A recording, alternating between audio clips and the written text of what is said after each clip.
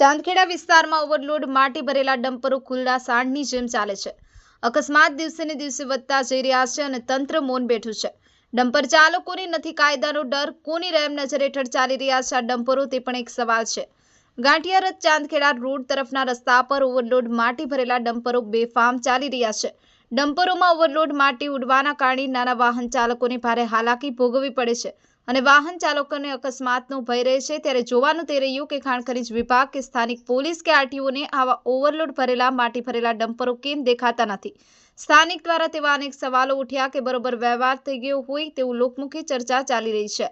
Overload માટી ભરેલા ડમ્પરોથી કોઈ અકસ્માત કે જાનહાનિ થશે તો જવાબદાર કોણ? ઓવરલોડ માટી ભરેલા ડમ્પરો પર તંત્ર કાયદેસરની કાર્યવાહી કરે તેવી માંગ ઉઠવા પામી છે. તંત્ર દ્વારા કાયદેસરની કાર્યવાહી કરવામાં આવે છે તેવી માંગ ઉઠવાની છે. હવે જોવાનું એ રહ્યું કે તંત્ર શું કાર્યવાહી કરે છે. મોનિસ મલેક, સત્યના શિખર ન્યૂઝ, રમેશ સત્યની સાથે.